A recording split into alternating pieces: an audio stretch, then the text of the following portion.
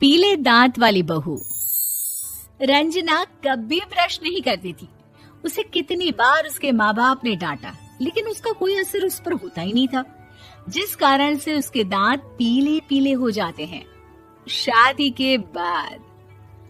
अरे बहू, वैसे तो तुझ में कोई कमी नहीं है, पर तेरे दांत इतने पीले कैसे हैं बेटा? कैसे मतलब? कोई सर्जरी थोड़ी ना कराई है।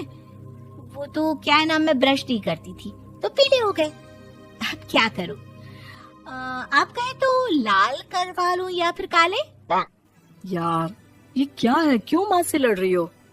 लड़ रही हूँ? अरे मैं लड़ रही हूँ या ये बोल रही है कि दांत पीले हैं, पीले। अरे तपस्या थोड़ी ना की है इन्हें पीले करने के लिए। बकायदा ब्रश नहीं किया है 20 साल तक, तब जाकर। छी, कैसी बात कर रही हो? ये उस वक्त तो पीले नहीं थे जब हम लोग तुम्हें देखने आए थे। अरे तब साफ करवा लिया होगा डेंटिस्ट के पास जाकर। अब देखो कैसे पीले पीले लग रहे हैं। रंजना सास की तरफ गुस्से से देखती है। फिर शुरू हो गई पीले पीले पीले।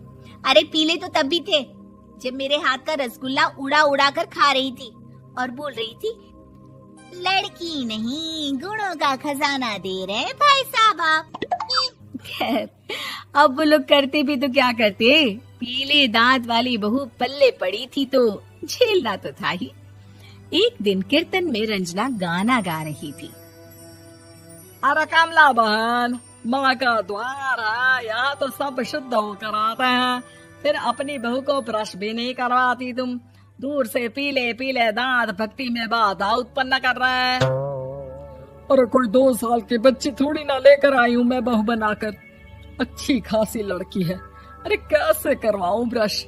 ये तो उसे खुद करना चाहिए ना। अब माँ बाप तो इसके जैसे तैसे निपटा दिए, ये नहीं सोचा कि सास कैसे संभालेगी।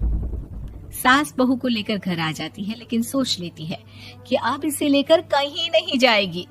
अगले रोज बहू कहती है, अरे क्या हो गया, मंदिर नहीं जाना क्या?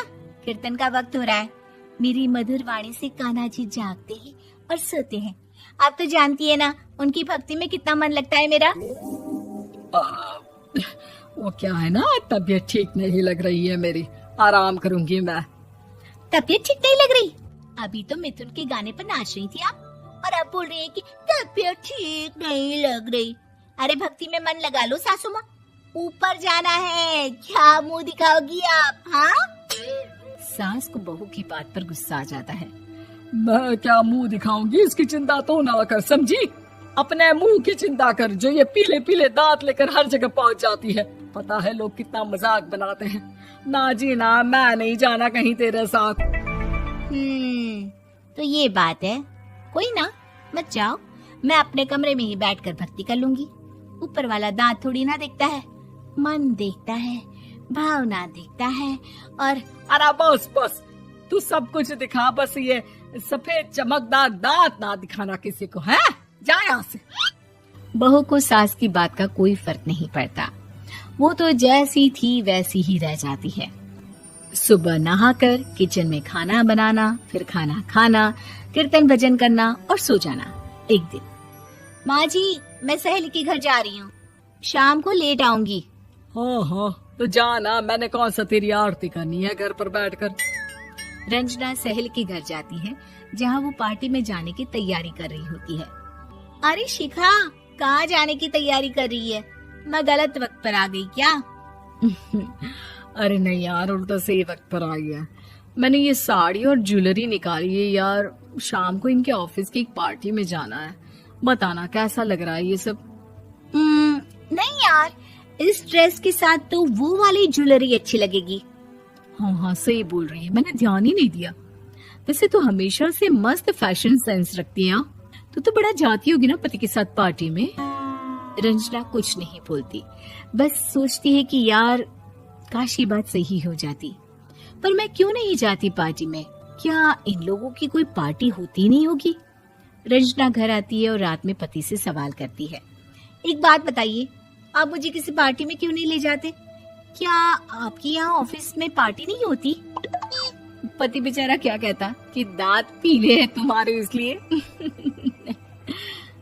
अरे कोई पार्टी होती नहीं हम लोगों के ऑफिस में, तो कहाँ से लेकर जाऊं? और मार्केट, मॉल, कहीं वीकेंड घूमना, कहीं तो। अरे यार सारे हफ्ते में एक छुट्टी मिलती है, तो सोचता हूँ कि आराम ही कर लूं। क्यों? रंजना मन मार के रह जाती है। पहले कभी सास के साथ मंदिर जाया करती थी, लेकिन वो भी सास ने ले जाना बंद कर दिया। घर बैठी बैठी रंजना बोर हो जाती है। तभी उसे आइडिया आता है और वो मायके जाने का सोचती है। सासू माँ, 2 दिनों के लिए मम्मी के घर जा रही हूँ। अच्छा ठीक है, आराम से जा। और हाँ, माँ से कुछ अच्छी आदत सीख कर आना कि कैसे शरीर के हर भाग की तरह दांतों की सफाई भी जरूरी होती है, समझी? शुरू हो गई ना आप। वो लोग आपकी तरह नहीं है कि छोटी छोटी बात का बतंगड़ बना दे। उन लोगों के लिए मैं मायने रखती हूँ, ना कि मेरे पीले पीले दांत। रंजना माँ को बिना बताए उन लोगों को सरप्राइज देती है, लेकिन जैसे ही वो दरवाजे पर पहुंचती है, अंदर देखती है कि घर वाले कहीं जा रहे होते हैं। अब माँ, काश रंजना दीदी के दांतों वाली प्रॉब्लम नहीं होती, तो वो भी हम लोगों के साथ चलती ना बुआ जी की बेटी की शादी में। हाँ बेटा, लेकिन अब उसे कौन समझाए कि उसको उसके पीले दांत नहीं दिखते, लेकिन उसके आसपास के लोगों को कितना एम्बैरेसिंग फील कराते हैं। मुझे तो कितनी बार उसके स्कूल की टीचर ने शिकायत की कि उसके साथ कोई लड़की बैठना भी नहीं चाहती, और ना ही कॉलेज में कोई उससे बात करना चाहता था। लेकिन पता नहीं क्यों उसे ये बात समझ में ही नहीं आती। कोई कमी नहीं है उस लड़की में, बस यही कि दांत पीले हैं। वो तो भला हो जीजा जी और उनकी माँ का, जो दीदी को जैसी है वैसे ही रखा हुआ है। रंजना को अपने घर वालों की बात सुनकर बहुत दुख होता है। वो सोचती है कि वो क्या करे, लेकिन फिर वो सीधा डेंटिस्ट के पास जाती है, अपने दांत चमकाती है और कसम खाती है कि वो रोज ब्रश करेगी। अरे क्या हो गया? तुम तो 2 दिनों के लिए गई थी ना, पर कोई ना, अच्छा है, चलो आ गई तो। रंजना सास के सामने आकर खड़ी हो जाती है और पूरी स्माइल करती है, उसके चमकदार दांतों को दिखाती हुई। हैं? चले मंदिर। माँ, मुझे माफ कर दीजिए, मैंने आप लोगों को बहुत एम्बैरेसिंग फील करवाया। मैं आज से रोज ब्रश करूंगी।